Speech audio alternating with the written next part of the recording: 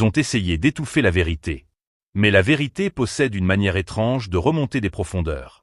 Elle se faufile entre les mensonges, échappe aux dossiers brûlés, traverse les couloirs secrets des gouvernements, et finit toujours par trouver quelqu'un pour l'écouter. Ce que vous allez entendre n'a jamais été destiné au public. Ce sont des fragments, des fuites, des anomalies qui ne s'alignent pas, des dossiers qui n'auraient jamais dû voir la lumière du jour. Et pourtant, ils existent. Voici les 10 mystères interdits que les gouvernements ont tout fait pour faire disparaître. On commence dans la nuit du 14 janvier 1978. Une petite ville rurale d'Amérique du Sud.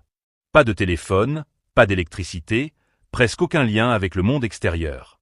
Au lever du soleil, tout est silencieux. Trop silencieux. Les portes des maisons sont ouvertes. Les animaux sont encore attachés.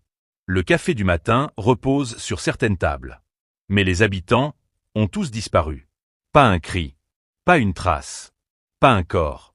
L'armée arrive avant même que la police locale ne soit prévenue. La zone est immédiatement classée. Les rapports sont confisqués. Les familles sont réduites au silence. Officiellement, un glissement de terrain. Officieusement, un dossier disparu des archives nationales. Les rares témoins survivants parlent d'une lumière blanche qui aurait recouvert le village un peu avant minuit. Une lumière silencieuse, trop silencieuse. Le genre de silence que même la nature ne produit pas.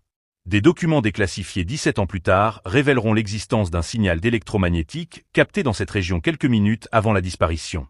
Une fréquence inconnue, jamais associée à aucun phénomène météorologique.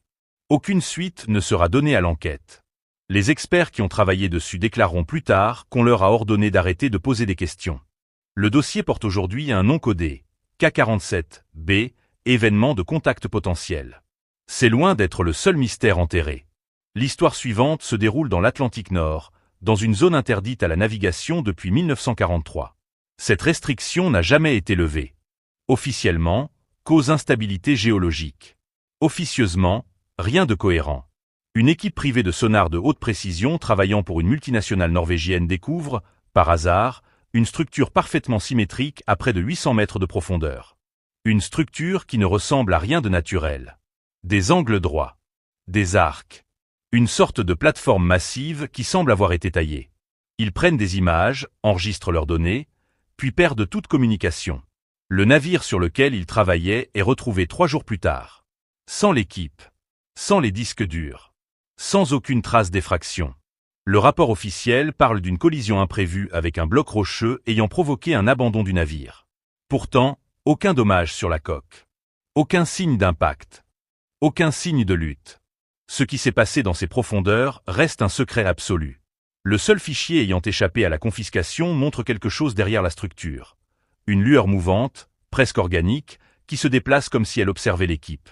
Une lueur trop lente pour être mécanique. Trop contrôlée pour être animale. L'image est floue. Et c'est certainement pour cela qu'elle n'a pas été effacée. Mais elle suffit à comprendre une chose. Ce qu'ils ont trouvé là-bas ne devait pas être trouvé. Ce qui nous amène au dossier suivant. Une histoire que les gouvernements qualifient encore aujourd'hui de mythe complet. Pourtant, des documents internes prouvent le contraire. En 1961, une série d'enregistrements audio est captée dans les abysses du Pacifique. Les chercheurs pensaient d'abord à des tremblements de terre, puis à des appels de baleines. Jusqu'au moment où la fréquence change. D'un coup. Netiment. Avec précision. Comme si quelque chose, quelque part, répondait.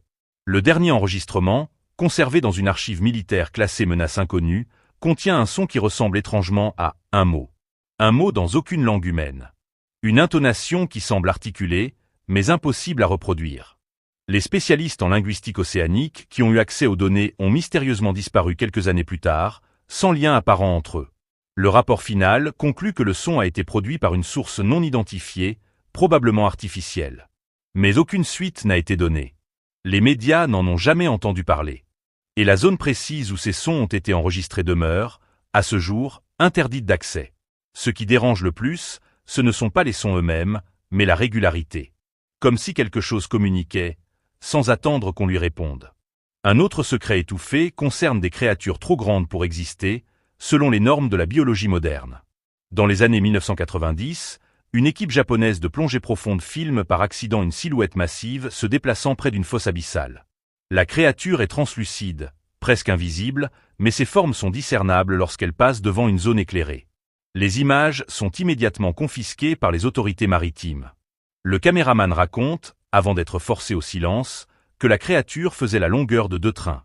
Les biologistes qui ont vu les images ont tous été contraints de signer un accord de non-divulgation. L'explication officielle parle d'une erreur optique due à la pression.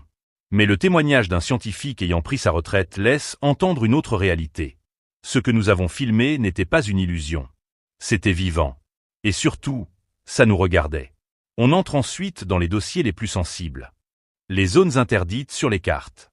Des lieux effacés, des régions dont les coordonnées sont bloquées sur les GPS. Certains sont officiellement des bases militaires. D'autres, des zones protégées. Mais quelques-unes ne correspondent à rien. Ni bâtiments, ni installations, ni population. Des endroits où, selon plusieurs lanceurs d'alerte, des phénomènes étranges auraient été observés depuis des décennies. Lumière sans source, variations de gravité, perturbations magnétiques capables de faire tomber les avions. Plusieurs pilotes civils racontent avoir vu des reflets métalliques se déplacer sous les nuages avant que leurs instruments ne se brouillent entièrement. Pourtant, aucun rapport officiel n'existe. Du moins, pas accessible au public. Tout semble avoir été méthodiquement nettoyé. Le dossier suivant est probablement l'un des plus sinistres.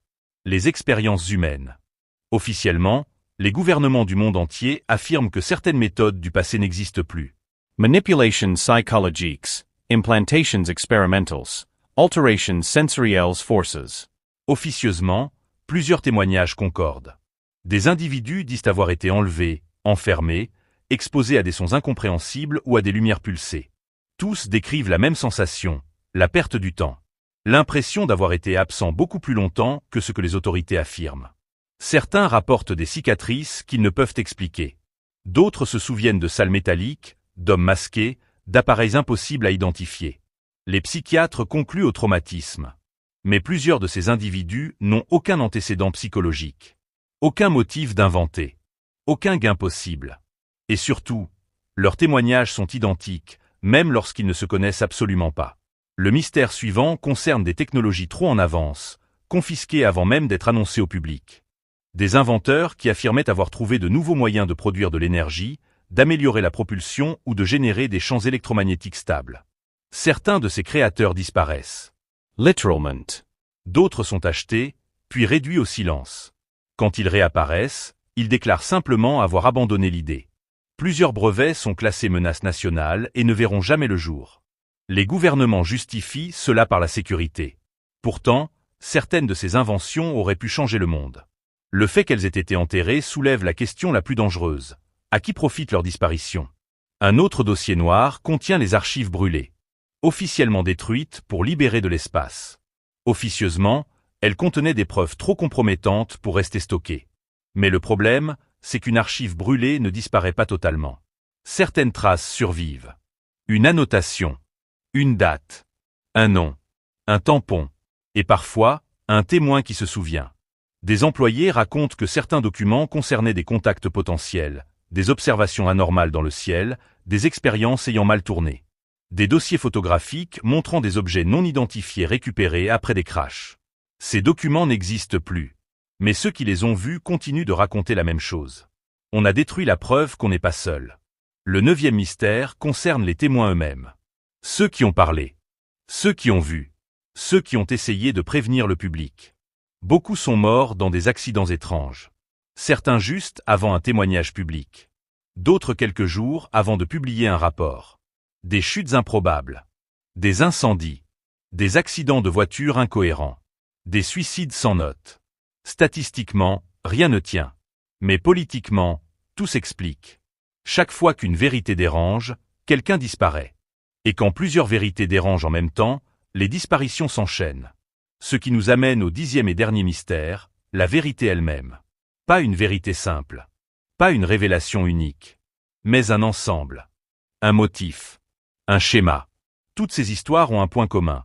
Une force invisible, organisée, coordonnée, dont l'objectif semble être de maintenir l'ignorance. Pas pour nous protéger, mais pour préserver quelque chose de plus vaste, de plus ancien, de plus inquiétant. Peut-être une connaissance que l'humanité n'est pas censée posséder. Peut-être une présence qui nous dépasse. Peut-être une technologie que certains ne veulent pas partager. Ou peut-être quelque chose qui vit à côté de nous depuis longtemps, quelque chose qu'on ne comprend pas, quelque chose qu'on ne doit pas comprendre.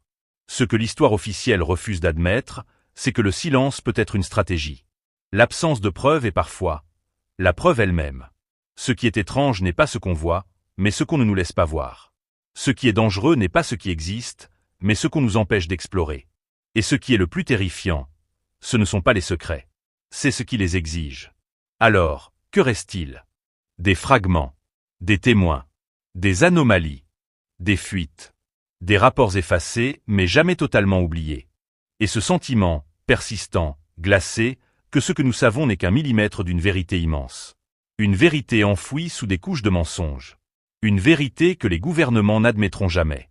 Parce qu'elle changerait tout. Parce qu'elle briserait trop de certitudes.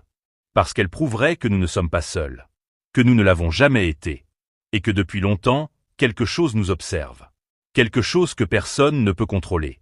Quelque chose qu'on tente encore de nous cacher. Vous venez d'entendre les 10 mystères interdits qu'ils ont essayé d'étouffer. Mais la véritable question n'est pas pourquoi ont-ils caché tout ça? La vraie question est, qu'est-ce qu'ils cachent encore aujourd'hui?